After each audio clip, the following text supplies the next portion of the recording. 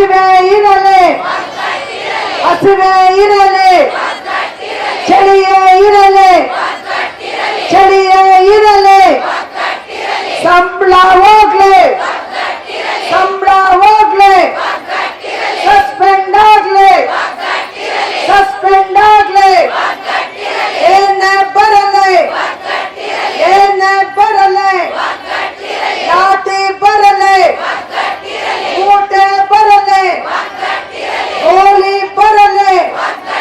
CITU ನೇತೃತ್ವದಲ್ಲಿ ನಡೆಯುತ್ತಿರುವ ಹೋರಾಟದಲ್ಲಿ 35,000ಕ್ಕೂ ಹೆಚ್ಚು ಅಂಗನವಾಡಿ ಕಾರ್ಯಕರ್ತೆಯರು ಭಾಗವಹಿಸಿದ್ದಾರೆ.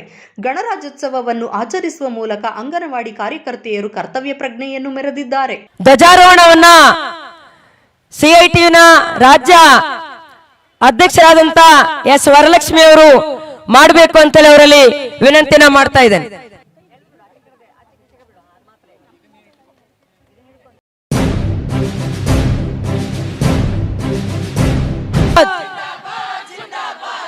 ಸಂವಿಧಾನವನ್ನು ರಕ್ಷಿಸೋಣ, ಪ್ರಜಾಪ್ರಭುತ್ವವನ್ನು ಉಳಿಸೋಣ. ಭಾರತದ ಸಂವಿಧಾನ ಮತ್ತು ಪ್ರಜಾಪ್ರಭುತ್ವ ಹಕ್ಕುಗಳು ನಮ್ಮದು. ಭಾರತದ ಸಂವಿಧಾನವನ್ನು ಎತ್ತಿ ಹಿಡಿಯೋಣ. ಭಾರತದ ಜನತೆಯಾದ ನಾವು ಸಂವಿಧಾನವನ್ನು ಎತ್ತಿ ಹಿಡಿಯುತ್ತೇವೆ.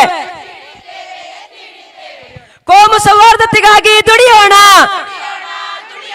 ನಮ್ಮಲ್ಲಿಲ್ಲ ಹಿಂದೂ ರಕ್ತ, ನಮ್ಮಲ್ಲಿಲ್ಲ ಮುಸ್ಲಿಂ ರಕ್ತ, ನಮ್ಮಲ್ಲಿಲ್ಲ ಕ್ರೈಸ್ತ ರಕ್ತ, ನಮ್ಮಲ್ಲಿರುವುದು ಒಂದೇ ರಕ್ತ, ಅದುವೇ ಮಾನವ ಕೆಂಪು ರಕ್ತ. ಸಂವಿಧಾನವನ್ನು ಉಳಿಸೋಣ, ಸಂವಿಧಾನದ ಆಶಯಗಳನ್ನು ರಕ್ಷಿಸೋಣ.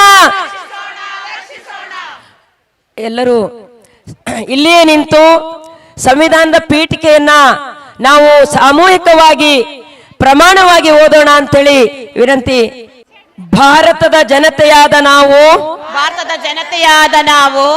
ಭಾರತವನ್ನು ಸಾರ್ವಭೌಮ, ಸಮಾಜವಾದಿ, ಜಾತ್ಯತೀತ, ಪ್ರಜಾಸತ್ತಾತ್ಮಕ ಗಣರಾಜ್ಯವನ್ನಾಗಿ ರೂಪಿಸುವುದಕ್ಕಾಗಿ ಭಾರತದ ಎಲ್ಲ ಪ್ರಜೆಗಳಿಗೆ ಸಾಮಾಜಿಕ, ಆರ್ಥಿಕ ಮತ್ತು ರಾಜಕೀಯ ನ್ಯಾಯವನ್ನು ವಿಚಾರ, ಅಭಿವ್ಯಕ್ತಿ, ನಂಬಿಕೆ, ಶ್ರದ್ಧೆ ಮತ್ತು ಉಪಾಸನೆಯ ಸ್ವಾತಂತ್ರ್ಯವನ್ನು ಸ್ಥಾನಮಾನ ಮತ್ತು ಅವಕಾಶಗಳ ಸಮತೆಗಾಗಿ ದೊರೆಯುವಂತೆ ಮಾಡುವುದಕ್ಕಾಗಿ ವ್ಯಕ್ತಿ ಗೌರವ, ದೇಶದ ಏಕತೆ ಮತ್ತು ಸಮಗ್ರತೆಗಾಗಿ ಎಲ್ಲರಲ್ಲಿ ಬಂಧುತ್ವ ಭಾವನೆಯನ್ನು ಮೂಡಿಸುವುದಕ್ಕೆ ದೃಢ ಸಂಕಲ್ಪ ಮಾಡಿ ನಮ್ಮ ಸಂವಿಧಾನ ಸಭೆಯಲ್ಲಿ 1949ನೇ ಇಸವಿಯ ನವೆಂಬರ್ ತಿಂಗಳ 26ನೇ ದಿನದಂದು ಈ ಸಂವಿಧಾನವನ್ನು ನಮಗೆ ನಾವೇ ಅರ್ಪಿಸಿಕೊಂಡು ಅಂಗೀಕರಿಸಿ ಶಾಸನವಾಗಿ ವಿಧಿಸಿಕೊಂಡಿದ್ದೇವೆ. ಇಟ್ಟ ಹೆಜ್ಜೆ ಮುಂದಕ್ಕ ತೆಗೆಯಲಾರೆವು ಹಿಂದಕ್ಕ, ಇಟ್ಟ ಹೆಜ್ಜೆ ಮುಂದಕ್ಕ ತೆಗೆಯಲಾರೆವು ಹಿಂದಕ್ಕ. ಮೊದಲು ಬಿದ್ದ ಮಳೆ ಹನಿ ನಾವ, ಮೊದಲು ಬಿತ್ತು ಬೀಜ ನಾವ, ಮೊದಲು ಬಿದ್ದ ಮಳೆ ಹನಿ ನಾವ, ಮೊದಲು ಬಿತ್ತು ಬೀಜ ನಾವ, ಮೊದಲ ಮಾತಿನ ಅಪಾತ ನಾವ, ಮೊದಲ ಮಾತಿನ ಅಪಾತ ನಾವ, ಮೊದಲ ಸಾಲಿನ ನೇಗಿಲು ನಾವ. ಇಟ್ಟ ಹೆಜ್ಜೆ ಮುಂದಕ್ಕ ತೆಗೆಯಲಾರೆವು ಹಿಂದಕ್ಕ, ಇಟ್ಟ ಹೆಜ್ಜೆ ಮುಂದಕ್ಕ ತೆಗೆಯಲಾರೆವು ಹಿಂದಕ್ಕ. ನಮ್ಮ ನಾಳುವ ಸೂತ್ರವು ಎಂದು ಸಿಗಲೇಬೇಕು ನಮ್ಮಯ ಕೈಗೆ, ನಮ್ಮ ಸೂತ್ರವು ಎಂದು ಸಿಗಲೇಬೇಕು ನಮ್ಮಯ ಕೈಗೆ.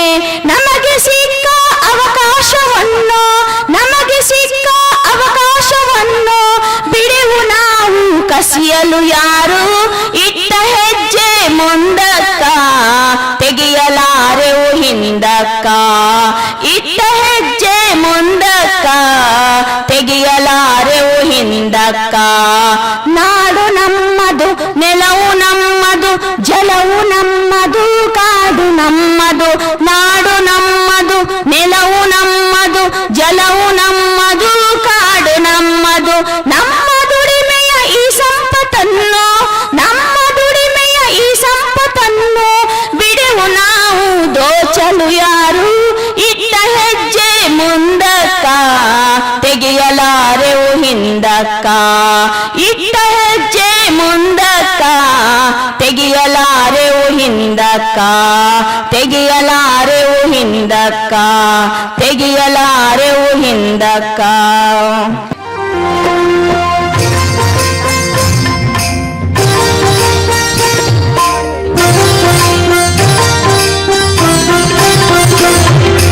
ಒಂದಲ್ಲ ಒಂದು ದಿನ ಈ ನೆಲದ ಹೆಣ್ಣುಗಳು, ಒಂದಲ್ಲ ಒಂದು ದಿನ ಈ ನೆಲದ ಹೆಣ್ಣುಗಳು ಮೆರವಣಿಗೆ ಹೊರಡುತ್ತಾರೆ, ಮೆರವಣಿಗೆ ಹೊರಡುತ್ತಾರೆ, ಮೆರವಣಿಗೆ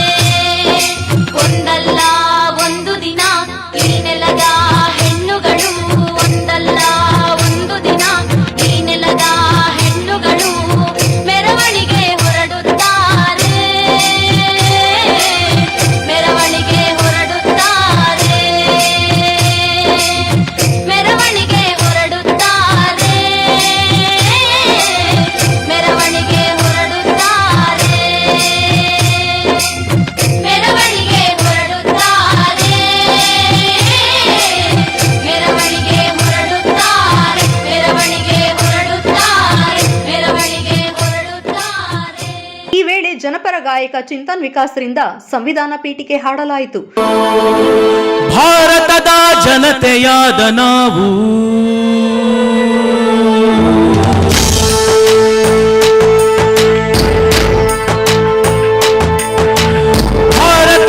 ಜನತೆಯಾದ ನಾವು ಭಾರತವನ್ನು ಸಮಾಜವಾದಿ ಧರ್ಮ ನಿರಪೇಕ್ಷ ಪ್ರಜಾಸತ್ತಾತ್ಮಕ ಗಣರಾಜ್ಯವನ್ನಾಗಿ ರೂಪಿಸುವುದಕ್ಕಾಗಿ ಗಣರಾಜ್ಯವನ್ನಾಗಿ ರೂಪಿಸುವುದಕ್ಕಾಗಿ ಭಾರತದ ಎಲ್ಲ ಪ್ರಜೆಗಳಿಗೆ ಎಲ್ಲ ಪ್ರಜೆಗಳಿಗೆ ಸಾಮಾಜಿಕ ಆರ್ಥಿಕ ಮತ್ತು ರಾಜಕೀಯ ನ್ಯಾಯವನ್ನು ವಿಚಾರ ಅಭಿವ್ಯಕ್ತಿ ನಂಬಿಕೆ ಧರ್ಮ ಮತ್ತು ಉಪಾಸನೆಯ ಸ್ವಾತಂತ್ರ್ಯವನ್ನು ಸ್ಥಾನಮಾನ ಮತ್ತು ಅವಕಾಶಗಳ ಸಮತೆಯನ್ನು ದೊರೆಯುವಂತೆ ಮಾಡುವುದಕ್ಕಾಗಿ ಭಾರತದ ಜನತೆಯಾದ ನಾವು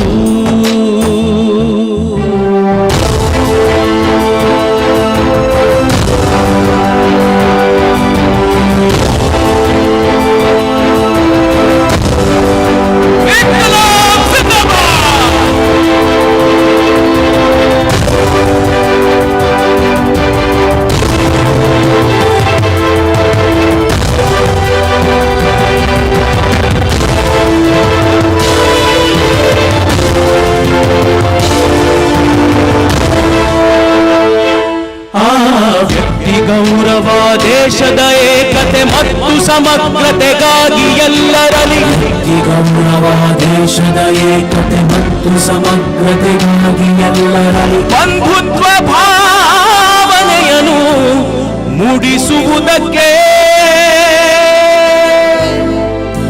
ದೃಢ ಸಂಕಲ್ಪ ಮಾಡಿ ನಮ್ಮ ಸಂವಿಧಾನ ಸಭೆಯಲ್ಲಿ ದೃಢ ಸಂಕಲ್ಪ ಮಾಡಿ ನಮ್ಮ ಸಂವಿಧಾನ ಸಭೆಯಲ್ಲಿ 1949 ಇಸವಿಯ ನವೆಂಬರ್ ತಿಂಗಳ 26ನೇ ದಿನದಂದು ಈ ಸಂವಿಧಾನವನ್ನು ನಮಗೆ ನಾವೇ ಅರ್ಪಿಸಿಕೊಂಡು ಅಂಗೀಕರಿಸಿ ಶಾಸನವಾಗಿ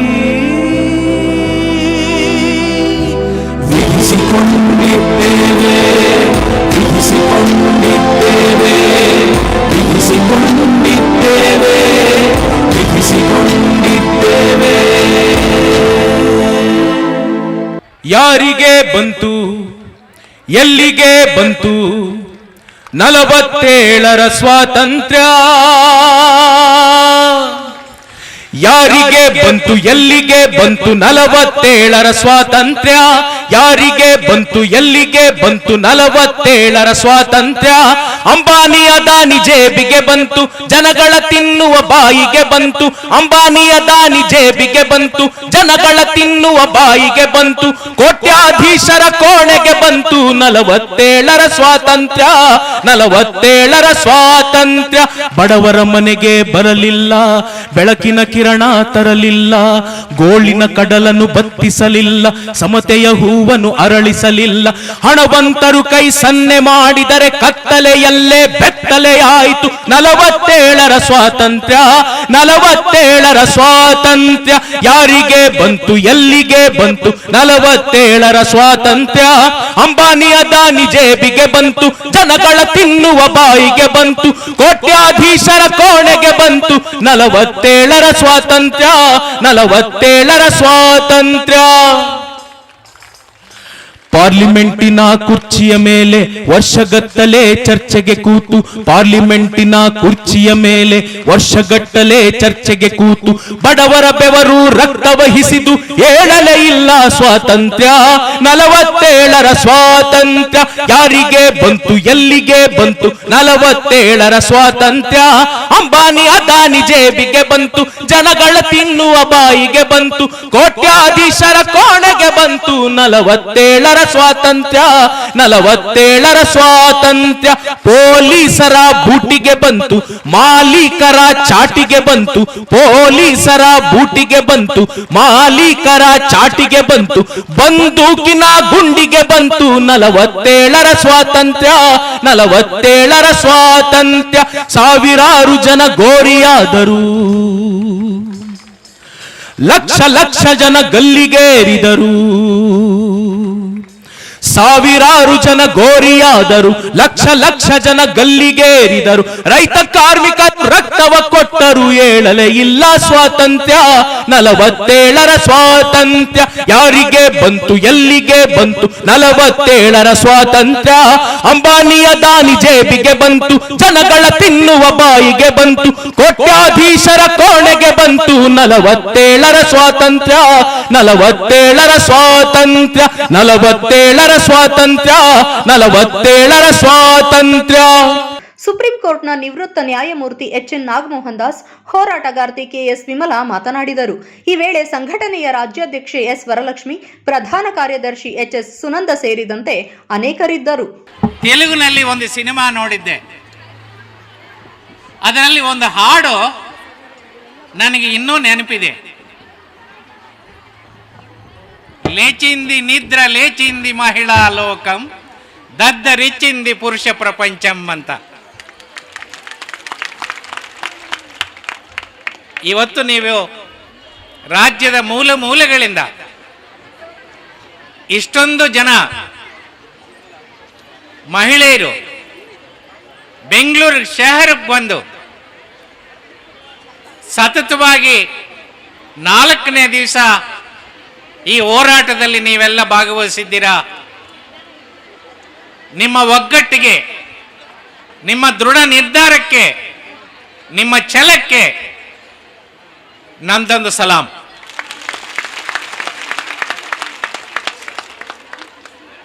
ನಾನು ಹೆಚ್ಚೊತ್ತು ಮಾತಾಡೋದಿಲ್ಲ, ಆದರೆ ಈ ಸಂದರ್ಭಕ್ಕೆ ಕೆಲವು ವಿಚಾರಗಳನ್ನು ನಿಮ್ಮ ಗಮನಕ್ಕೆ ತರೋದು ನನ್ನ ಕರ್ತವ್ಯ ಅಂತ ಭಾವಿಸಿ ಇವತ್ತು ನಿಮ್ಮ ಮುಂದೆ ನಾನು ನಿಂತಿದ್ದೇನೆ.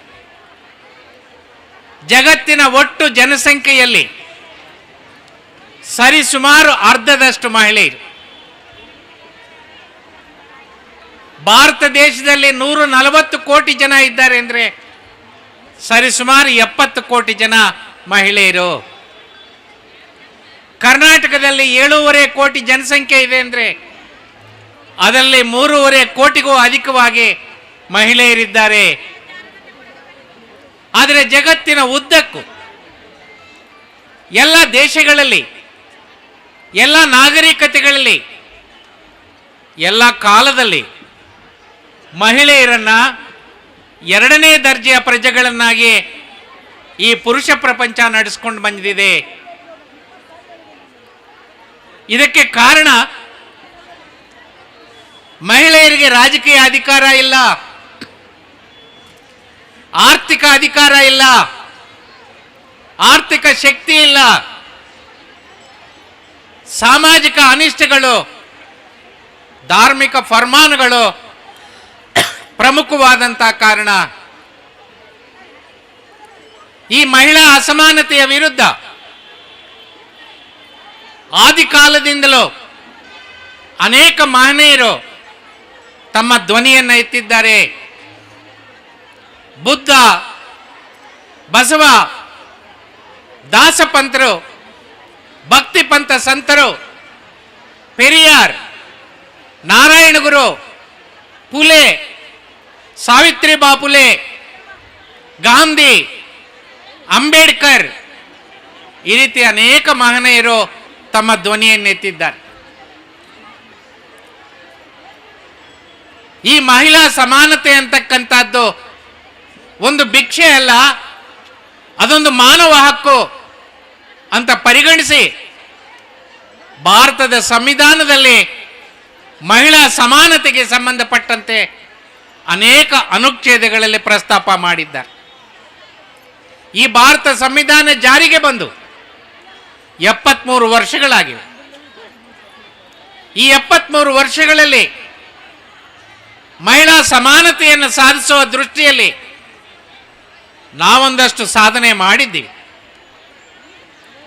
ಆದರೆ ನಾವು ಮಾಡಬೇಕಾಗಿರ್ತಕ್ಕಂಥದ್ದು ಬೆಟ್ಟದಷ್ಟಿದೆ. ಆ ದಿಕ್ಕಿನಲ್ಲಿ ಇವತ್ತು ನೀವು ಏನು ಕೆಲವು ಬೇಡಿಕೆಗಳನ್ನಿಟ್ಟು ಹೋರಾಟ ಮಾಡ್ತಾ ಇದ್ದೀರಾ, ನಿಮ್ಮ ಬೇಡಿಕೆಗಳು ನ್ಯಾಯಸಮ್ಮತವಾದಂಥ ಬೇಡಿಕೆಗಳು.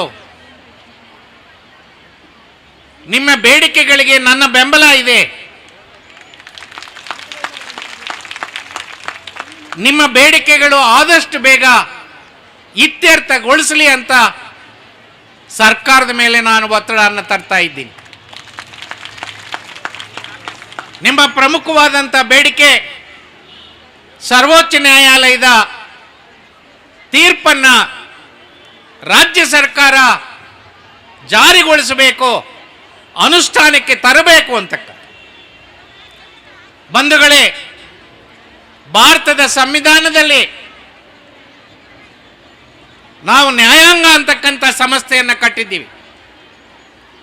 ಸರ್ವೋಚ್ಚ ನ್ಯಾಯಾಲಯ ನೀಡತಕ್ಕಂಥ ಯಾವುದೇ ತೀರ್ಪು ಅದು ಅಂತಿಮ, ಅದನ್ನು ಮತ್ತೆ ಪ್ರಶ್ನೆ ಮಾಡೋಕ್ಕಾಗೋದಿಲ್ಲ.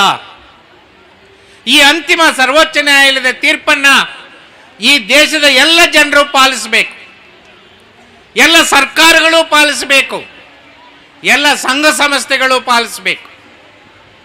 ಹಾಗಾಗಿ ಕರ್ನಾಟಕ ರಾಜ್ಯ ಸರ್ಕಾರಕ್ಕೆ ಒಂದು ಜವಾಬ್ದಾರಿ ಇದೆ, ಒಂದು ಕರ್ತವ್ಯ ಇದೆ. ನಿಮ್ಮ ಗ್ರ್ಯಾಚ್ಯುಟಿಗೆ ಸಂಬಂಧಪಟ್ಟಂತ ಸರ್ವೋಚ್ಚ ನ್ಯಾಯಾಲಯದ ತೀರ್ಪು ಆದಷ್ಟು ಬೇಗ ವಿಳಂಬ ಮಾಡದೆ ಕರ್ನಾಟಕ ಸರ್ಕಾರ ಜಾರಿಗೊಳಿಸಬೇಕು ಅಂತ ಈ ಮುಖಾಂತರ ನಾನು ಒತ್ತಾಯ ಮಾಡ್ತಾ ಇದ್ದೀನಿ. ಯಾವುದೇ ಕಾರಣಕ್ಕೂ ಕರ್ನಾಟಕ ರಾಜ್ಯ ಸರ್ಕಾರ ಈ ಜವಾಬ್ದಾರಿಯಿಂದ ದೂರ ಸರಿಯೋದಕ್ಕೆ ಸಾಧ್ಯವೇ ಇಲ್ಲ. ಇವತ್ತೆಲ್ಲ ನಾಳೆ ಮಾಡಲೇಬೇಕು. ಆದರೆ ಇಷ್ಟೊಂದು ಜನ ಮಹಿಳೆಯರು ರಾಜ್ಯದ ಮೂಲೆ ಮೂಲೆಗಳಿಂದ ಬಂದು 4 ದಿವಸ ನೀವು ಹೋರಾಟದಲ್ಲಿ ಮುಂದುವರೆಸಿದ್ದೀರಾ, ಶಾಂತಿಯುತವಾಗಿ ಹೋರಾಟ ಮಾಡಿದ್ದೀರಾ, ಪ್ರಜಾಪ್ರಭುತ್ವ ಚೌಕಟ್ಟಿನಲ್ಲಿ ಹೋರಾಟ ಮಾಡಿದ್ದೀರಾ, ಸಂವಿಧಾನದ ಆಶಯಗಳ ಪ್ರಕಾರ ನೀವು ಹೋರಾಟನ ಮುಂದುವರಿಸ್ತಾ ಇದ್ದೀರಾ. ಈ ರೀತಿ ಶಾಂತಿಯುತವಾಗಿ ನಡೆದು ಬರ್ತಾ ಇರತಕ್ಕಂಥ ಈ ಹೋರಾಟಕ್ಕೆ ಕರ್ನಾಟಕ ರಾಜ್ಯ ಸರ್ಕಾರ ಕಣ್ಣು ತೆಗೆದು ನೋಡಬೇಕು, ಕಿವಿ ಕೊಟ್ಟು ಕೇಳಬೇಕು, ಹೃದಯನ ಬಿಚ್ಚಿ ನಿಮ್ಮ ಸಮಸ್ಯೆಗೆ ಪರಿಹಾರವನ್ನು ಸೂಚಿಸಬೇಕು. ಆ ಕೆಲಸನ ರಾಜ್ಯ ಸರ್ಕಾರ ಮಾಡದೇ ಇದ್ರೆ, ಪರಿಸ್ಥಿತಿ ಏನಾದರೂ ಹದಗೆಟ್ಟಿದ್ರೆ, ಪರಿಸ್ಥಿತಿ ವಿಕೋಪಕ್ಕೆ ತಿರುಗಿದ್ರೆ ಅದರ ದುಷ್ಪರಿಣಾಮಗಳಿಗೆ ನೀವು ಕಾರಣರಾಗೋದಿಲ್ಲ, ಸರ್ಕಾರವೇ ನೇರ ಕಾರಣ ಆಗುತ್ತೆ. ಸರ್ಕಾರ ಅಂತದಕ್ಕೆ ಅವಕಾಶ ಕೊಡದೆ ಶಾಂತಿಯುತವಾಗಿ ಹೋರಾಟ ಮಾಡ್ತಾ ಇರ್ತಕ್ಕಂಥ, ನ್ಯಾಯಸಮ್ಮತವಾಗಿರ್ತಕ್ಕಂಥ ನಿಮ್ಮ ಹೋರಾಟನ ಪರಿಗಣಿಸಿ ನಿಮ್ಮ ಬೇಡಿಕೆಯನ್ನು ಆದಷ್ಟು ಬೇಗ ಇತ್ಯರ್ಥ ಮಾಡಿ ಮತ್ತೆ ನೀವು ನಿಮ್ಮ ಕೆಲಸಕ್ಕೆ ವಾಪಸ್ ಹೋಗುವಂಥ ಪರಿಸ್ಥಿತಿ ನಿರ್ಮಾಣ ಮಾಡಲಿ ಅಂತ ನಾನು ಘನ ಸರ್ಕಾರದಲ್ಲಿ ಮನವಿ ಮಾಡ್ತಾ ಇದ್ದೀನಿ. ಈ ಸಂದರ್ಭದಲ್ಲಿ ಬಂಧುಗಳೇ, ಭಾರತದ ಸಂವಿಧಾನ ಜಾರಿಗೆ ಬಂದು 73 ವರ್ಷ ಆಯಿತು. ಇವತ್ತು 74ನೇ ಗಣರಾಜ್ಯೋತ್ಸವವನ್ನು ನಾವು ಆಚರಣೆ ಮಾಡ್ತಾ ಇದ್ದೀವಿ. ನಿಮಗೆಲ್ಲ ಗೊತ್ತಿದೆ, ನಿಮ್ಮ ಕೇಂದ್ರಗಳಲ್ಲಿ ಪ್ರತಿ ವರ್ಷ ಆಗಸ್ಟ್ 15ನೇ ತಾರೀಕು ನೀವು ಸ್ವತಂತ್ರ ದಿನಾಚರಣೆಯನ್ನು ಮಾಡ್ತೀರಾ ಇಲ್ವಾ? ಅದೇ ರೀತಿ ಜನವರಿ 26 ಗಣರಾಜ್ಯೋತ್ಸವನ ಮಾಡ್ತೀರಾ ಇಲ್ವಾ? 1947 ಆಗಸ್ಟ್ 15 ಭಾರತ ದೇಶಕ್ಕೆ ಸ್ವತಂತ್ರ ಬಂತು. 1950 ಜನವರಿ 26ರಂದು ಜಗತ್ತಿನ ಅತಿ ದೊಡ್ಡ ಸಂವಿಧಾನವನ್ನು ಒಪ್ಪಿ ಭಾರತ ಗಣರಾಜ್ಯ ಆಯಿತು. ಭಾರತದ ಸಂವಿಧಾನದಲ್ಲಿ ಮೂಲ ತತ್ವಗಳಿವೆ. ಆ ಮೂಲ ತತ್ವಗಳು ಅಂತರ್ಗತವಾಗಿವೆ. 1973ರಲ್ಲಿ ಭಾರತದ ಸರ್ವೋಚ್ಚ ನ್ಯಾಯಾಲಯ ಮೊದಲನೇ ಬಾರಿಗೆ ಅಂತರ್ಗತವಾಗಿರ್ತಕ್ಕಂಥ ಸಂವಿಧಾನದ ಮೂಲ ತತ್ವಗಳನ್ನು ಹೆಕ್ಕಿ ಪಟ್ಟಿ ಮಾಡಿ ಈ ದೇಶದ ಜನರ ಮುಂದೆ ಇಟ್ಟಿದೆ. ಅಂತ ಮೂಲ ತತ್ವಗಳಲ್ಲಿ ಒಂದು ಮೂಲ ತತ್ವ ಯಾವುದು ಅಂದರೆ ಭಾರತ ದೇಶನ ಕಲ್ಯಾಣ ರಾಜ್ಯವನ್ನಾಗಿ ಕಟ್ಟೋದು. ಕಲ್ಯಾಣ ರಾಜ್ಯ ಅಂದರೆ ಏನು? ಸರ್ಕಾರಕ್ಕೆ ನಿಮ್ಮಂಥ ಜನಸಾಮಾನ್ಯರ ಕನಿಷ್ಠ ಅವಶ್ಯಕತೆಗಳನ್ನು ಪೂರೈಸ್ತಕ್ಕಂಥ ಒಂದು ಜವಾಬ್ದಾರಿ. ನಮ್ಮಂಥ ಸಾಧಾರಣ ಜನರ ಕನಿಷ್ಠ ಅವಶ್ಯಕತೆಗಳೇನು? ನಮಗೆ ತಿನ್ನಕ್ಕೆ ಅನ್ನ ಬೇಕು, ನಮಗೆ ಶಿಕ್ಷಣ ಬೇಕು, ನಮಗೆ ಆರೋಗ್ಯ ಬೇಕು, ನಮಗೆ ವಸತಿ ಬೇಕು, ನಮಗೆ ಉದ್ಯೋಗ ಬೇಕು. ನಾವು ವಯಸ್ಸಾದರೆ ಬದುಕೋದಕ್ಕೆ ಸಾಮಾಜಿಕ ಭದ್ರತೆ ಬೇಕು. ಇವನ್ನು ಒದಗಿಸ್ತಕ್ಕಂಥ ಬಹುದೊಡ್ಡ ಕರ್ತವ್ಯ ಒಂದು ಕಲ್ಯಾಣ ರಾಜ್ಯದಲ್ಲಿ ಸರ್ಕಾರದ್ದು. ಆದರೆ ದುರಾದೃಷ್ಟವಶಾತ್ ನಾವೊಂದಷ್ಟು ಈ ಕಲ್ಯಾಣ ರಾಜ್ಯನ ಸ್ಥಾಪನೆ ಮಾಡೋದಕ್ಕೆ ಪ್ರಯತ್ನ ಮಾಡಿ ಒಂದಷ್ಟು ಹೆಜ್ಜೆ ಮುಂದುವರೆದಿದ್ರೂ ಕೂಡ ಇವತ್ತು ದೇಶದಲ್ಲಿ ಗಳಿಸಿದ್ದನ್ನು ಕಳ್ಕೊಳ್ತಕ್ಕಂಥ ಪರಿಸ್ಥಿತಿಯಲ್ಲಿ ನಾವಿದ್ದೀವಿ. ಇಂತಹ ಸಂದರ್ಭದಲ್ಲಿ ಇವತ್ತು ನಾವು ಗಮನಿಸಬೇಕಾಗಿರ್ತಕ್ಕಂಥದ್ದು ಸಾಮಾಜಿಕ ಭದ್ರತೆಯನ್ನು ದಿನೇ ದಿನೇ ಜನರು ಕಳ್ಕೊಳ್ತಾ ಇದ್ದಾರೆ. ರೈತರ ಕೈಯಲ್ಲಿ ಭೂಮಿ ಕಿತ್ಕೊಳ್ತಾ ಇದ್ದಾರೆ. ಸ್ವಾಭಿಮಾನದಿಂದ, ಸ್ವಾವಲಂಬನೆಯಿಂದ, ಗೌರವದಿಂದ, ನೆಮ್ಮದಿಯಿಂದ ಬದುಕ್ತಾ ಇರ್ತಕ್ಕಂಥ ರೈತರ ಕೈಯಲ್ಲಿ ಭೂಮಿ ಕೊತ್ಕೊಂಡು ಅವರನ್ನು ಕೂಲಿಕಾರರಾಗಿ ದಿವಾಳಿ ಮಾಡ್ತಾ ಇದ್ದಾರೆ. ಕಾರ್ಮಿಕ ಕಾಯ್ದೆಗಳನ್ನು ತಂದು ಕಾರ್ಮಿಕರನ್ನು ದಿವಾಳಿ ಮಾಡಿ ಸಾಮಾಜಿಕ ಅಭದ್ರತೆಯನ್ನು ಸೃಷ್ಟಿ ಮಾಡ್ತಾ ಇದ್ದಾರೆ. ಕಳೆದ 1.5-2 ತಿಂಗಳಲ್ಲಿ ಇದೇ ಫ್ರೀಡಂ ಪಾರ್ಕ್ನಲ್ಲಿ ನಾನು 2-3 ಹೋರಾಟಗಳಿಗೆ ಭಾಗವಹಿಸಿದ್ದೆ. ಮೊದಲನೇದಾಗಿ ರೈತರು ನಮ್ಮ ಭೂಮಿ ನಮಗೆ ವಾಪಸ್ ಕೊಡಿ, ಸರ್ಕಾರ ತಂದಿರತಕ್ಕಂಥ ಭೂ ತಿದ್ದುಪಡಿಗಳನ್ನು ವಾಪಸ್ ಪಡೀರಿ ಅಂತ ಹೋರಾಟದಲ್ಲಿ ಇದೇ ವೇದಿಕೆಯಲ್ಲಿ ನಾನು ಭಾಗವಹಿಸಿದ್ದೆ. ಅದಾದ ಕೆಲವು ದಿವಸಕ್ಕೆ ಕರ್ನಾಟಕದ ಸರ್ಕಾರಿ ನೌಕರರ ಒಂದು ಹೋರಾಟದಲ್ಲಿ ಭಾಗವಹಿಸಿದ್ದೆ.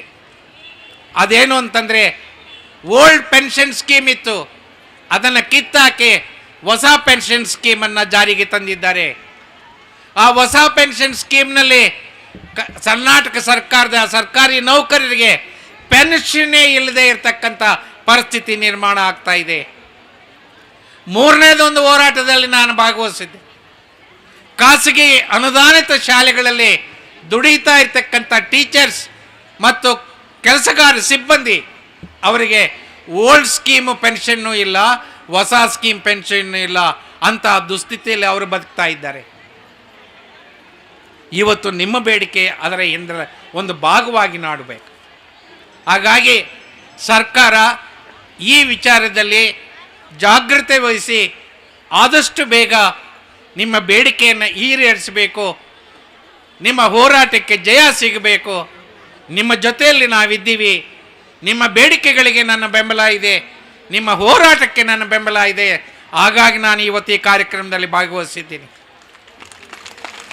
ಕೇವಲ 74ನೇ ಗಣರಾಜ್ಯೋತ್ಸವ ನಮಗೆ ಶುಭಾಶಯ ಅಲ್ಲ, ನಿಮ್ಮ ಬೇಡಿಕೆ ಈಡೇರಿದರೆ ಅದು ಬಹುದೊಡ್ಡ ಶುಭಾಶಯ ಅಂತ ನಾನು ಭಾವಿಸ್ತೀನಿ. ನಾನು ವಿದ್ಯಾರ್ಥಿ ಜೀವನದಿಂದ ಒಂದು ತತ್ವದಲ್ಲಿ ನಂಬಿಕೆ ಇಟ್ಟರೋನು. ಆ ತತ್ವ ಏನು ಅಂತಂತಂದರೆ ಜನರ ಸಮಸ್ಯೆಗಳಿಗೆ ಜನಪರ ಹೋರಾಟಗಳೇ ಮದ್ದು. ಇದನ್ನು ನೀವು ಅರ್ಥ ಮಾಡ್ಕೋಬೇಕು. ನೀವು ಇಷ್ಟು ವರ್ಷಗಳ ಕಾಲ ಸಂಘಟನೆ ಮಾಡಿಕೊಂಡು ವರಲಕ್ಷ್ಮಿ ಅವರು, ಯಮುನಾ ಅವರು, ವಿಮಲಾ ಅವರು ಅನೇಕ ಮುಖಂಡರು ನಿಮಗೆ ಸಾಥ್ ನೀಡಿ ಈ ಹೋರಾಟಗಳ ಮುಖಾಂತರ ನೀವೊಂದಷ್ಟು ಸಾಧನೆಯನ್ನು ಗಳಿಸ್ಕೊಂಡಿದ್ದೀರಾ, ಒಂದಷ್ಟು ಹಕ್ಕುಗಳನ್ನು ಪಡೆದಿದ್ದೀರಾ. ಇವತ್ತು ಕೂಡ ನಿಮ್ಮ ಬೇಡಿಕೆಗಳು ಈಡೇರಬೇಕು ಅಂತ ಅನ್ನೋದಾದರೆ ನೀವು ಒಗ್ಗಟ್ಟಿನಿಂದ ಇರಬೇಕು, ನಿಮ್ಮ ಹೋರಾಟವನ್ನು ಮುಂದುವರಿಸಬೇಕು, ಎಲ್ಲ ರೀತಿಯ ತ್ಯಾಗಕ್ಕೆ ನೀವು ಸಿದ್ಧ ಆಗಬೇಕು. ಬೆವರು ಸುರಿಸದೆ ಹೋರಾಟ ಆಗುತ್ತಾ? ಹಸಿವಿಲ್ಲದೆ ಹೋರಾಟ ಆಗುತ್ತಾ? ತ್ಯಾಗ ಬಲಿದಾನಗಳಿಲ್ಲದೆ ಹೋರಾಟ ಆಗುತ್ತಾ? ಆ ಎಲ್ಲ ತ್ಯಾಗಕ್ಕೆ ನೀವು ಸಿದ್ಧರಾಗಬೇಕು. ನಿಮ್ಮ ಹೋರಾಟಕ್ಕೆ ಜಯ ಖಂಡಿತವಾಗಿಯೂ ಸಿಗುತ್ತೆ.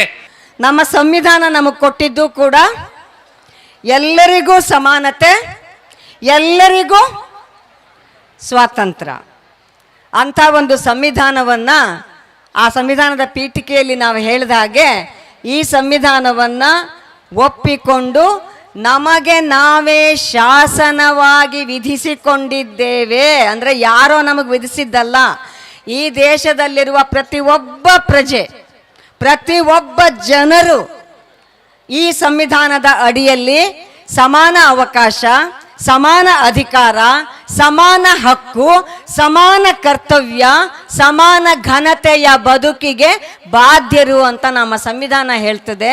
ಆ ಸಂವಿಧಾನದ ಅಡಿಯಲ್ಲಿ ಒಂದು ಅಖಂಡ ಭಾರತ ದೇಶ ಗಣರಾಜ್ಯವಾಗಿ ನಿರ್ಮಾಣಗೊಂಡಂತಹ ದಿನ ಜನವರಿ 26.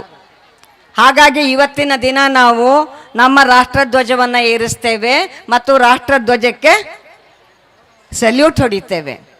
ಆ ರಾಷ್ಟ್ರಧ್ವಜದ ಅಡಿಯಲ್ಲಿ ಎಲ್ಲರಿಗೂ ಸಮಾನ ಅವಕಾಶ, ಸಮಾನ ಘನತೆಯ ಬದುಕನ್ನು ಕೊಡ್ತೀವಿ ನಾವು ಅಂತ ನಮಗೆ ನಾವೇ ಹೇಳಿಕೊಂಡಂತಹ ಸಂದರ್ಭದಲ್ಲಿ ಆ ಸಮಾನತೆ ಎಲ್ರಿಗೂ ಸಿಕ್ಕಿದೆಯಾ? ಯಾಕೆ ಸಿಗಲಿಲ್ಲ? ನಮ್ಮ ಸಂವಿಧಾನ ಇದೆ. ಈಗ ತಾನೇ ಆ ಸಂವಿಧಾನದ ಶಿಲ್ಪಿ ಅಂತ ಕರೆಸ್ಕೊಂಡಿರುವಂತಹ ಬಾಬಾ ಸಾಹೇಬ್ ಅಂಬೇಡ್ಕರ್ ಅವರಿಗೆ ನಿಮ್ಮ ಪದಾಧಿಕಾರಿಗಳೆಲ್ಲರೂ ಕೂಡ ಹಾರ ಹಾಕಿ ನಮ್ಮ ವೇದಿಕೆ ಮೇಲೆ ನಾವು ಅವ್ರನ್ನ ಇಟ್ಕೊಂಡಿದ್ದೀವಿ ಅಲ್ವಾ? ಅವರ ನೇತೃತ್ವದಲ್ಲಿ ರಚನೆಯಾದಂತಹ ಸಂವಿಧಾನ ಈ ದೇಶದಲ್ಲಿರುವ ಪ್ರತಿಯೊಬ್ಬ ವ್ಯಕ್ತಿಗೆ ಸಮಾನ ಘನತೆಯ ಬದುಕನ್ನು ನಡೆಸುವಂತಹ ಅಧಿಕಾರವನ್ನು ಕೊಟ್ಟಿದೆ. ಆ ಸಂವಿಧಾನ ಲಿಂಗ, ಜಾತಿ, ಭಾಷೆ, ಧರ್ಮ ಈ ಯಾವ ತಾರತಮ್ಯ ಇಲ್ಲದೇನೆ ಸಮಾನವಾದ ಬದುಕನ್ನು ವಿಧಿಸ್ತದೆ. ಆದರೆ ನಮಗೆ ಆ ಸಮಾನತೆ ಇದುವರೆಗೂ ಸಿಕ್ಕಿಲ್ಲ ಅನ್ನುವ ಕಾರಣಕ್ಕಾಗಿಯೇ ನಾವು ಇದು ಎಷ್ಟನೇ ಬಾರಿಯೋ ನನಗೆ ಗೊತ್ತಿಲ್ಲ, ಆದರೆ ಈ ಬಾರಿಯ 4ನೇ ದಿನದ ಹೋರಾಟದಲ್ಲಿ ಇಲ್ಲಿ ಕೂತಿದ್ದೀವಿ. ಆದರೆ ಈ ಭಾರತ ದೇಶದಲ್ಲಿ ಬದುಕುತ್ತಿರುವಂತಹ ಜನರಾಗಿ, ನಾಗರಿಕರಾಗಿ, ಪ್ರಜೆಗಳಾಗಿ ನಾವು ನಮ್ಮ ಕರ್ತವ್ಯವನ್ನು ಮರೆತಿಲ್ಲ. ಜನವರಿ 26ರ ಗಣರಾಜ್ಯೋತ್ಸವದ ಧ್ವಜಾರೋಹಣವನ್ನು ಮಾಡಿದ್ದೀವಿ. ಈ ಮೂಲಕ ನಾವು ನಮ್ಮನ್ನು ಆಳ್ತಾ ಇರುವಂತಹ ಸರ್ಕಾರಕ್ಕೆ, ನಾನು ಮೊನ್ನೆ ಮಾತಾಡುವಾಗ ಹೇಳಿದಾಗೆ, ವೋಟ್ ಸಿಗದೆ ಇದ್ರು ಹಿತ್ತಲು ಬಾಗಿಲಿಂದ ಬಂದು ಆಡಳಿತ ನಡೆಸ್ತಾ ಇರುವಂತಹ ಸರ್ಕಾರಕ್ಕೆ ಕರ್ನಾಟಕದಲ್ಲಿ ಮತ್ತು ಆಡಳಿತದ ಅವಕಾಶ ಸಿಕ್ಕಿದೆ ಅನ್ನುವ ಕಾರಣಕ್ಕಾಗಿ ಜನರ ಬದುಕನ್ನು ಮುರಾಬಟ್ಟೆ ಮಾಡ್ತಾ ಇರುವಂತಹ ಕೇಂದ್ರ ಸರ್ಕಾರಕ್ಕೆ ನಾವು ಹೇಳ್ತಾ ಇದ್ದೀವಿ, ನಮ್ಮ ಹಕ್ಕುಗಳಿಗಾಗಿ ಹೋರಾಟ ಮಾಡುವ ಈ ಸಂದರ್ಭದಲ್ಲಿ ಕೂಡ ನಾವು ನಮ್ಮ ಕರ್ತವ್ಯವನ್ನು ಮರೆತಿಲ್ಲ. ರಾಷ್ಟ್ರಧ್ವಜವನ್ನು ಹಾರಿಸಿ ಅದಕ್ಕೆ ನಮ್ಮ ರಾಷ್ಟ್ರಧ್ವಜ ವಂದನೆಯನ್ನು ಸಲ್ಲಿಸಿದ್ದೀವಿ. ನಮ್ಮಿಂದ ನೀವು ಕಲಿಬೇಕಾಗಿದ್ದ ಪಾಠ ಬಹಳ ಇದೆ ಬೊಮ್ಮಾಯಿ ಅವರೇ. ಈ ದೇಶದ ಸಂವಿಧಾನ ಹೆಣ್ಣು ಅನ್ನುವ ಕಾರಣಕ್ಕಾಗಿ ಈ ದೇಶದ ಮಹಿಳೆಯರಿಗೆ ಅಧಿಕಾರವನ್ನು ನಿರಾಕರಿಸಬಾರದು ಅಂತ ಹೇಳ್ತದೆ. ಈ ದೇಶದ ಸಂವಿಧಾನ ಹಿಂದೂ ಅನ್ನುವ ಕಾರಣಕ್ಕಾಗಿ ಶ್ರೇಷ್ಠತೆಯನ್ನು ಕೊಡಲಿಲ್ಲ. ಈ ದೇಶದ ಸಂವಿಧಾನ ಮುಸಲ್ಮಾನ್ ಅನ್ನುವ ಕಾರಣಕ್ಕಾಗಿ ಕನಿಷ್ಠರು ಅಂತ ಹೇಳಲಿಲ್ಲ. ಕ್ರಿಶ್ಚಿಯನ್, ಪಾರ್ಸಿ ಎಲ್ಲ ಧರ್ಮದವರು ಕೂಡ ಸಮಾನರು ಅಂತ ಅನ್ನುವುದನ್ನು ನಮ್ಮ ದೇಶದ ಸಂವಿಧಾನ ನಮಗೆ ಹೇಳಿದೆ. ನಾವಿವತ್ತು 74ನೇ ಗಣರಾಜ್ಯೋತ್ಸವದ ದಿನ ಬೊಮ್ಮಾಯಿಯವರೇ ಮತ್ತು ಮೋದಿಯವರೇ ನಿಮಗಿದನ್ನು ನೆನಪಿಸೋದಕ್ಕೆ ಬಯಸ್ತೀವಿ, ವಿನಮ್ರವಾಗಿ ಹೇಳೋದಕ್ಕೆ ಬಯಸ್ತೀವಿ. ಪ್ರತಿನಿತ್ಯ ಎದ್ದವರು ನಿಮ್ಮ ಕುಲಾಚಾರ ಏನೇ ಇರಬಹುದು, ನಿಮ್ಮ ಅಭ್ಯಾಸ ಏನೇ ಇರಬಹುದು, ನಿಮ್ಮ ಪ್ರತಿನಿತ್ಯದ ಆ ಕ್ರಮ ಬದುಕಿಂದ ಏನೇ ಇರಬಹುದು, ಆದರೆ ಬೆಳಿಗ್ಗೆ ಎದ್ದವರು ಒಂದು ಸಾರಿ ನಮ್ಮ ಸಂವಿಧಾನದ ಪೀಠಿಕೆಯನ್ನ ಒಮ್ಮೆ ನೀವು ಓದ ಅಂತಹ ಅಗತ್ಯ ಇದೆ. ನಮ್ಮ ಸಂವಿಧಾನದ ಪೀಠಿಕೆ ಏನ್ ಹೇಳ್ತದೆ? ಭಾರತದ ಜನತೆಯಾದ ನಾವು ಭಾರತವನ್ನು ಸಾರ್ವಭೌಮ, ಸಮಾಜವಾದಿ, ಜಾತ್ಯತೀತ, ಪ್ರಜಾಸತ್ತಾತ್ಮಕ ಗಣರಾಜ್ಯವನ್ನಾಗಿ. ಏನರ್ಥ ಜಾತ್ಯತೀತ ಪ್ರಜಾಸತ್ತಾತ್ಮಕ ಗಣರಾಜ್ಯ ಅಂತಂದ್ರೆ? ಇಲ್ಲಿ ಜಾತಿಯ ಆಧಾರದಲ್ಲಿ ನಾವು ತಾರತಮ್ಯವನ್ನ ಮಾಡೋದಿಲ್ಲ, ಧರ್ಮದ ಆಧಾರದಲ್ಲಿ ತಾರತಮ್ಯವನ್ನ ಮಾಡೋದಿಲ್ಲ, ಲಿಂಗದ ಆಧಾರದಲ್ಲಿ ತಾರತಮ್ಯವನ್ನ ಮಾಡೋದಿಲ್ಲ. ಪ್ರಜಾಸತ್ತಾತ್ಮಕ ಹಕ್ಕುಗಳು ಅಂದ್ರೇನು? ಜಸ್ಟಿಸ್ ನಾಗಮೋಹನ್ ದಾಸ್ ಅವರು ಮಾತಾಡುವಾಗ ಹೇಳಿದ್ರು, ಕಲ್ಯಾಣ ರಾಜ್ಯದ ಕಲ್ಪನೆ. ಏನ್ ಸ್ವಾಮಿ ಕಲ್ಯಾಣ ರಾಜ್ಯದ ಕಲ್ಪನೆ ಅಂದ್ರೆ?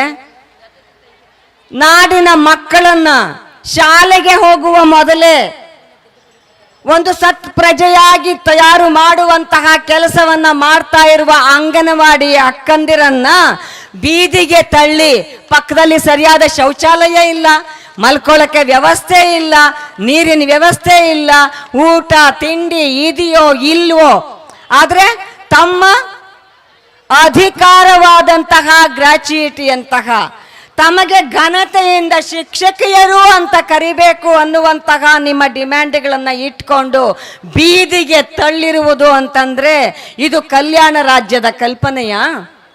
ನಮ್ಮ ಸಂವಿಧಾನ ಹೇಳಿದ ಕಲ್ಯಾಣ ರಾಜ್ಯದ ಕಲ್ಪನೆಯಲ್ಲಿ ಈ ದೇಶದಲ್ಲಿ ಬದುಕುವ ಪ್ರತಿಯೊಬ್ಬ ವ್ಯಕ್ತಿಗೂ ಘನತೆಯ ಬದುಕು ಅಂತಂದ್ರೆ ಉಡ್ಲಿಕ್ಕೆ ನೀಟಾಗಿರುವ ಬಟ್ಟೆ, ಹೊಟ್ಟೆ ತುಂಬ ಊಟ, ತಲೆ ಮೇಲೊಂದು ಸೂರು, ನಾನು ನೆಮ್ಮದಿಯಿಂದ ಬದುಕುವಂತಹ, ಆದಾಯ ಕೊಡುವಂತಹ ಉದ್ಯೋಗವನ್ನ ಕೊಡೋ ಅಂಥದ್ದು. ಆದರೆ ಇವತ್ತು ಈ ದೇಶದ ಎಗೈನ್ ಚಿಂತನ್ ವಿಕಾಸ್ ಹೇಳಿರುವ ಹಾಡನ್ನ ನೆನಪಿಸೋದಾದ್ರೆ, ಯಾರಿಗೆ ಬಂತು ಎಲ್ಲಿಗೆ ಬಂತು 47ರ ಸ್ವಾತಂತ್ರ್ಯ, ಅದಾನಿ ಅಂಬಾನಿ ಜೇಬಿಗೆ ಬಂತು. ಯಾರು ಆ ಅದಾನಿ, ಯಾರು ಆ ಅಂಬಾನಿ? ಕೋವಿಡ್ ಸಂದರ್ಭದಲ್ಲಿ ನಾನು ಮೊನ್ನೆನೂ ಮಾತಾಡುವಾಗ ಹೇಳಿದೆ, ಈಗ ಇನ್ನೂ ಒಂದ್ಸಾರಿ ಹೇಳ್ತೀನಿ, ಜೀವದ ಹಂಗು ತೊರೆದು ನೀವು ಸೇವೆ ಮಾಡಿದ್ದೀರಿ ಅಲ್ವಾ? ಜೀವದ ಹಂಗು ತೊರೆದು ಸೇವೆ ಮಾಡಿದ್ದೀರಿ. ನಿಮ್ಗೆ ಪರಿಹಾರ ಕೊಡ್ಲಿಲ್ಲ, ಇದು ಸ್ಯಾನಿಟೈಸರ್ಸ್ ಕೊಡ್ಲಿಲ್ಲ, ಮಾಸ್ಕ್ ಕೊಡ್ಲಿಲ್ಲ, PPE ಕಿಟ್ ಅಂತೂ ಕೇಳಲೇಬೇಡಿ ಅಲ್ವಾ? ಹಾಗಿದ್ರೂ ನೀವು ಜೀವದ ಹಂಗು ತೊರೆದು ಜನರ ಸೇವೆ ಮಾಡಿದ್ರಿ. ಸಂಬಳ ಎಷ್ಟು ಕೊಟ್ರೋ ಬಿಟ್ರೋ ನಂಗೆ ಗೊತ್ತಿಲ್ಲ ಅಲ್ವಾ? ಎಕ್ಸ್ಟ್ರಾ ಅಂತೂ ಖಂಡಿತ ಕೊಡ್ಲಿಲ್ಲ. ಆದರೆ ಕೋವಿಡ್ ಲಾಕ್ಡೌನ್ ಅಲ್ಲಿ ದುಡಿಯುವ ಜನರ ಆದಾಯ ಸಂಪೂರ್ಣ ಕುಸಿತು. ಆ ಸಂದರ್ಭದಲ್ಲಿ ಈ ಅದಾನಿ ಅಂಬಾನಿಗಳ ಆಸ್ತಿ ಸಂಪತ್ತು ಎಷ್ಟು ಜಾಸ್ತಿ ಆಯ್ತು ಗೊತ್ತಾ ನಿಮ್ಗೆ?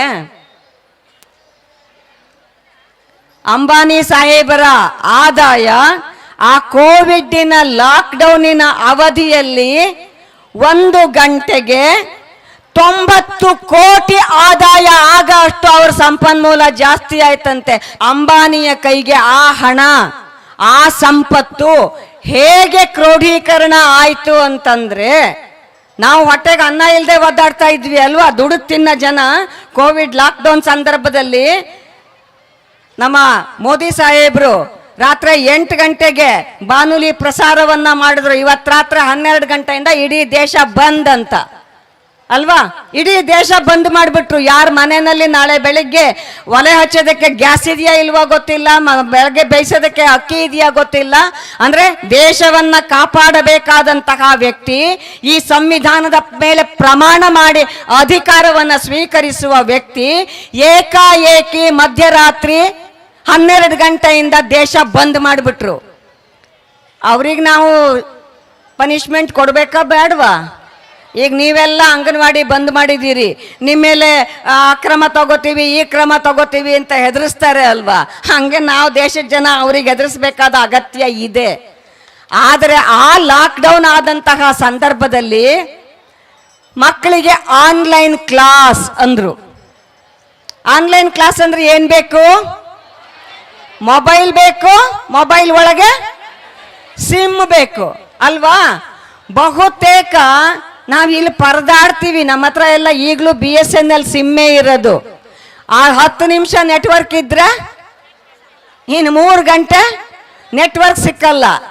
ಆದ್ರೆ ನಮ್ಮ ಮೋದಿ ಸಾಹೇಬ್ರ ದೋಸ್ತು ಅಂಬಾನಿ ಇದಾರಲ್ಲ, ಅವ್ರದ್ದೊಂದು ಸಿಮ್ ಇದೆ. ಯಾವ್ದು ಹೇಳಿ, ಸ್ವಲ್ಪ ಜೋರಾಗಿ ಹೇಳಿ.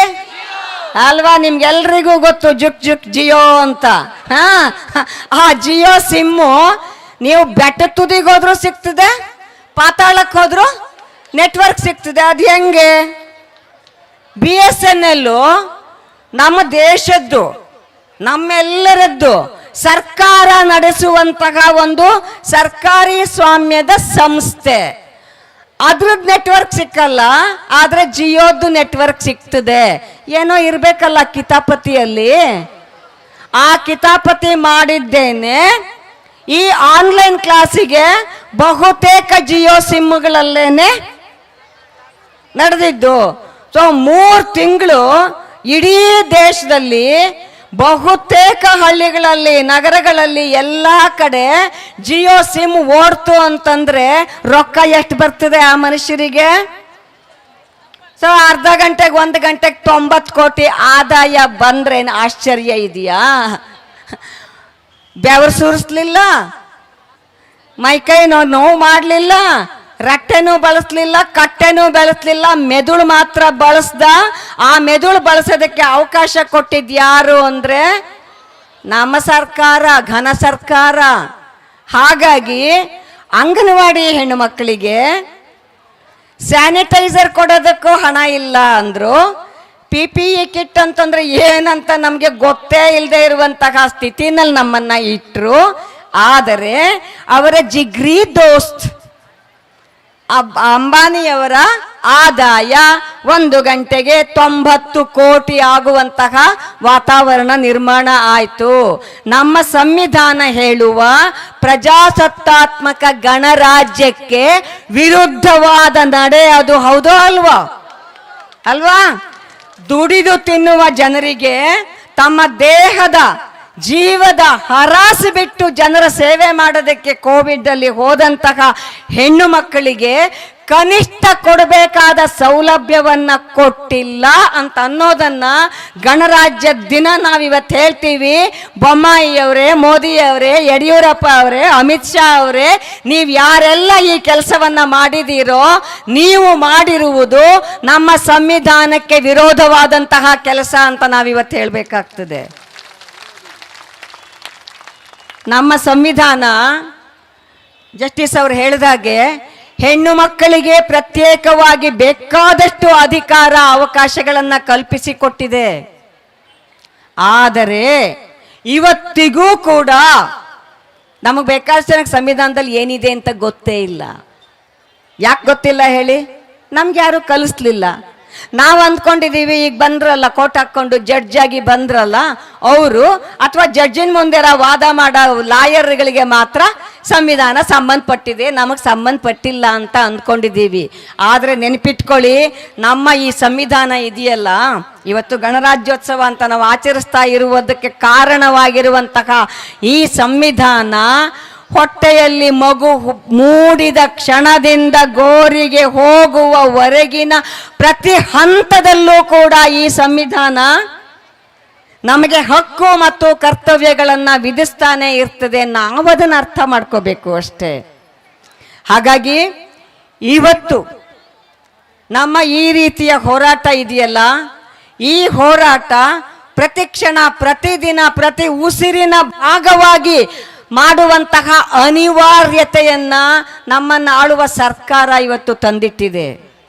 ನಾವು ಗ್ರ್ಯಾಚ್ಯುಯಿಟಿ ಬೇಕು ಅಂತ ಕೇಳ್ತಾ ಇದ್ದೀವಿ. ಈ ಗ್ರ್ಯಾಚ್ಯುಯಿಟಿ ಇರಬಹುದು, ಪ್ರಾವಿಡೆಂಟ್ ಫಂಡ್ ಇರಬಹುದು, ರಜಾ ಇರಬಹುದು, ಸಂಬಳ ಇರಬಹುದು, ಬೋನಸ್ ಇರಬಹುದು, DA ಇರಬಹುದು, ನಿವೃತ್ತಿ ವೇತನ ಇರಬಹುದು.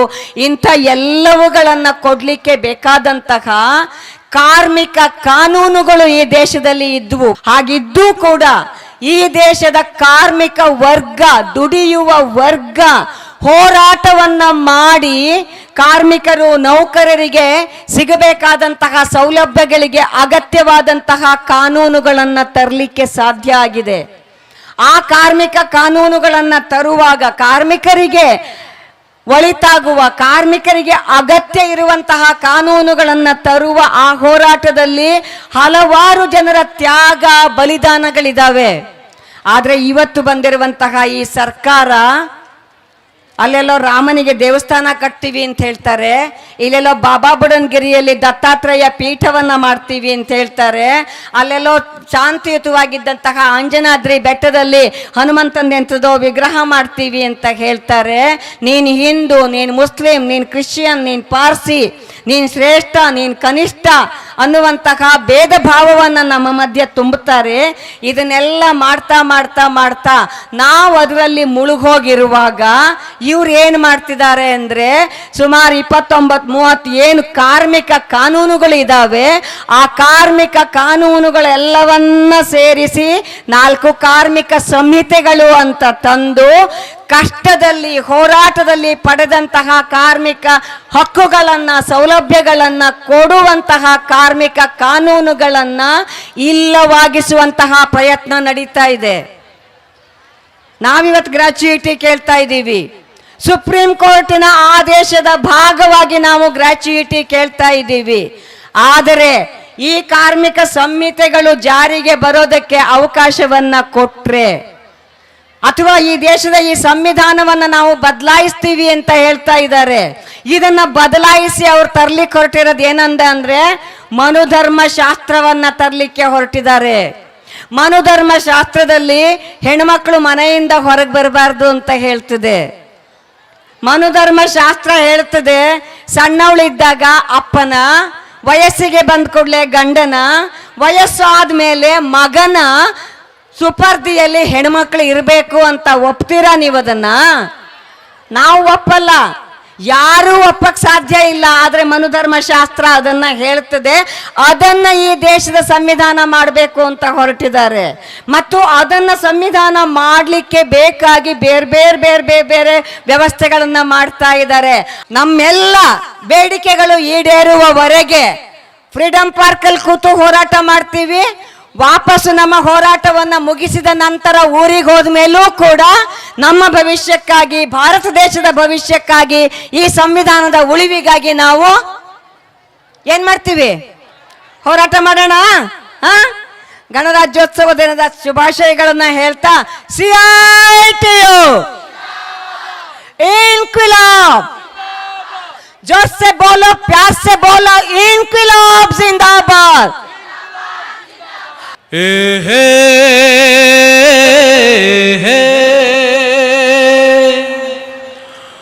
ಓಹೋ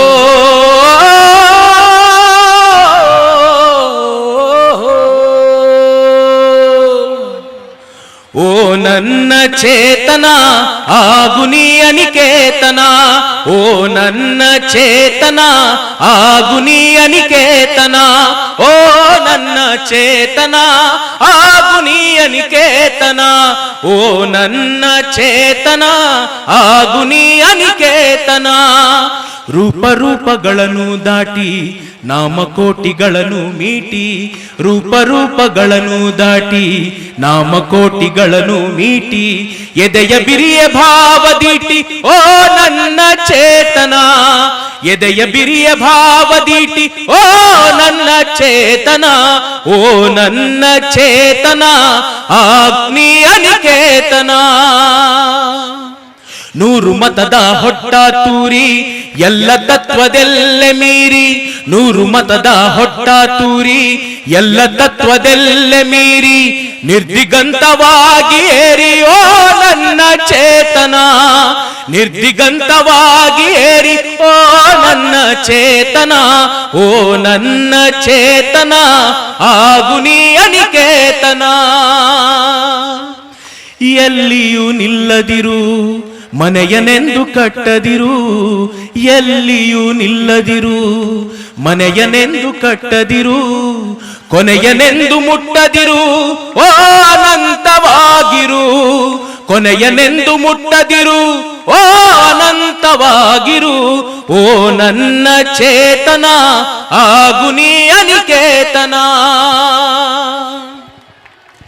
ಅನಂತತಾನಂತವಾಗಿ ಆಗುತಿಹನೇ ನಿತ್ಯ ಯೋಗಿ. ಅನಂತತಾನಂತವಾಗಿ ಆಗುತಿಹನೇ ನಿತ್ಯ ಯೋಗಿ. ಅನಂತ ನೀ ಅನಂತವಾಗು, ಅನಂತ ನೀ ಅನಂತವಾಗು. ಆಗು ಆಗು ಆಗು ಆಗು ಆಗು ಆಗು ಆಗು ಆಗು ಅನಂತವಾಗು ಅನಂತವಾಗು ಅನಂತವಾಗು ಅನಂತವಾಗು.